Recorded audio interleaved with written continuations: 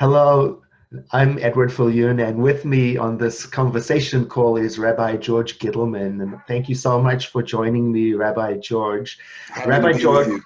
it's a pleasure to be with you. Rabbi George is from Congregation Shomrei Torah, and it's the home of progressive Reform Judaism in Sonoma County. And Rabbi George is known for his heart and his clear teaching of the Torah, and also his quick response to world issues, community issues. And to start our conversation, Rabbi George, would you give us a prayer or a blessing in your faith tradition? Sure. So two blessings come to mind. One is just straight from the heart to everyone out there. May we be well, may we be safe. I want to send special blessings to those people working on the front lines to keep us safe. And then from the tradition, we have a blessing called the Shechianu, which we usually say for good times.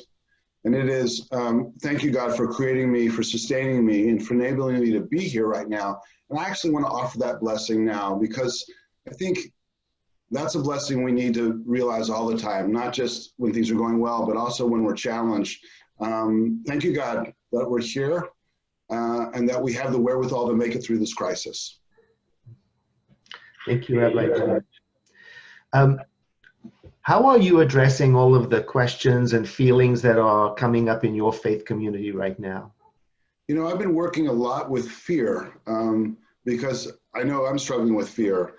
So I've been talking about and working with what does fear do to us, the physiology of fear, recognizing that when we're afraid, we're not ourselves. We're like a deer in the headlights. We're in fight and flight. And then looking at Jewish teachings about fear and what to do with fear. So two teachings come to mind that I've been working with. One, Rabbi Nachman of Breslov, a Hasidic Rebbe from the Ukraine in the late 18th century. He taught that the whole world is a narrow bridge, but the essence is not to be overcome by fear. So he recognizes that fear is real, and really the spiritual challenge is not to be overcome by it, to live in spite of your fear. And that is one way to work with the crisis we're in. Another teaching is from a rabbi named Rav Kook. He was the rabbi of the British Mandate in Palestine before the state of Israel was created, a beautiful mystic thinker. And he actually believed that fear was foolishness. And this is a harder teaching to grasp because we all have fear, but he lived on such a high level that what he teaches is if you can see the big picture, which he calls mochin de gadlut, greater consciousness, you realize that there's really nothing to be afraid of. And while I find that hard to attain, there's something inspirational about realizing that as long as we're in fear mode, our consciousness is very small and it makes it worse for us. And if we can get into an expanded frame of mind and see the bigger picture, soften the I a little bit and become more part of the we do better. So those are two things that I've been working with. And then of course, just try to follow the rules because we're not always good rule followers, and then do everything you can in spite of the restrictions to be in community because our strength is community. And when it's cut off from us, we're in trouble. So finding virtual ways to connect, using the telephone, other ways we can be in touch with each other. Because for us, especially for me, God's in the relationship. So we need to maintain the relationships, especially in Hebrew, there's like an exclamation point, davka. In this place, we need to maintain relationships. No, I love that. I love that the absolute mystic approach, fear is foolishness, and how to bring that into the personal experience for people who are actually experiencing it and feeling it. That's a journey. It is. I mean, I can be fearful. So I relate to all those people out there that say, how can fear be foolishness? And I just want to say that there's something inspirational about a great mind and spiritual leader who can tell us that you can get to a place where you can really manage fear to where it really doesn't affect you. Just to know that that place exists is helpful to me. It's my lodestar, even if I can't realize it all the time. Yeah, we have a term for that. We call it a mental equivalent. Something that you can hold to be true, even if you're not yet attaining it. Yeah, so to keep inspiring the people with the vision of that which might seem out of their immediate reach. Beautiful. Yeah. What do you think the faith-based community's response across denominations might be at this time for what's happening? So good question. So one of the gifts that religious communities can bring is an imagination, a religious imagination. of, as Norman Fisher puts it in his great book, The World Could Be Otherwise, the world could be otherwise, that we offer the ability to think out of the box in terms of what it means to be a human being, what the world could look like. And we have teachers like the Buddha, the Alter Rebbe, the Dalai Lama, these great figures that show us that there's another way. So I would say one of the things we can offer is a kind of hopefulness that's grounded in a religious imagination that otherwise, if you don't have it, it's harder to grasp and harder to see. That's a beautiful book that he wrote. Indeed, he says in it that it's I think he says the responsibility maybe of the faith community to use their imagination. And that's like the point of our creative possibility.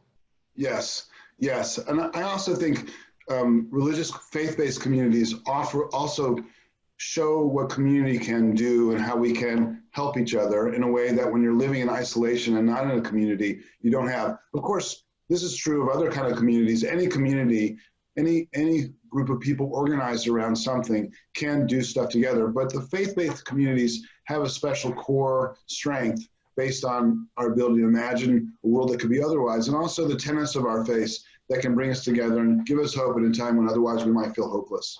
Yeah. And what is the central tenet of your faith that is the most prominent in your mind right now, the most helpful? Two things come to mind. One is that the world is one, that God is one, that we're all interconnected. You know, we want to label the virus as bad or evil, but actually the virus is part of the unfolding of being. And we're learning some important lessons from the virus, that we're all connected whether we want to realize it or not. And that, you know, as Dr. Martin Luther King Jr. used to say, we're either going to learn to live together as brothers, and we would add sisters, or die together as fools. That's so right. One teaching for all of us is this sense of unity that we can't see, that we're all interconnected, that God is one, and we're all part of that unfolding reality would be an important teaching from Judaism that's made real now. And the other is that we're all responsible for each other. There's no taking a vacation from being mindful and responsible. But to love God with all your heart, with all your soul, with all your might, which it says in Deuteronomy, means to always be aware, always awake, and always caring for all those around you. That we can't escape that, and that the more we try to escape it, the more trouble we're going to be in, and the more we realize it, the better off we're going to be.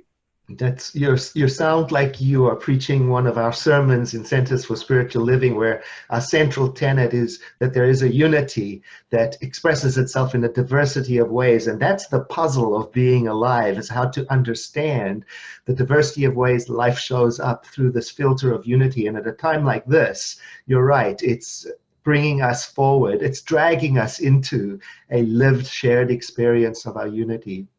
Are you finding that technology is being useful right now? So I'm not exactly a Luddite, but I'm not, as you know, on the cutting edge of technology, but I'm so grateful for Zoom. It's a simple platform, and I'm familiar with it, and we've been able to use it right away. Plus, we're set up to stream, which we did a few years ago, really for accessibility for people who can't come, for relatives across the country, for special occasions. And having that stuff already in place has made it a lot easier for us. So I feel very grateful for the technology we have. And now, of course, I'm curious and interested about what else we can do. And then we'll need to upgrade and add. And as the Buddhists would say, the lustful mind that wants more now is starting to proliferate a little bit. But I'm doing okay with that. You know, that's the other thing I would say, which is in Judaism, but also in Buddhism, which is another tradition I have deep respect for, and also have a Buddhist practice, is that being able to sit with this is really important. Being able to sit with the uncomfort, with the fear, the unease, because when we can sit with it, we can take the fangs out of it at least a little bit. So I've been doing some of that myself too. I've increased my sitting time. I've been connecting with colleagues via Zoom and sitting with them together, just to try to build some resilience around the free-floating anxiety of being in this really unpredictable, dynamic situation we're in. Yeah. Especially for those of us who've been asked to shelter in place, because there, like you mentioned in your opening blessing, there are many people on the front lines who don't have that luxury right now. So I feel it's almost like a duty to sit and to imagine and to hold them in a space of holiness. Yes. It is such a pleasure to talk to you. I thank you for giving us our time. Do you have a message for the world? Let's learn from this, and let's be better because of it. That's my message. It's beautiful. Rabbi George, thank you so much. I love you, and I look forward to seeing you again. I love you too. Great being with you. Take care, everyone.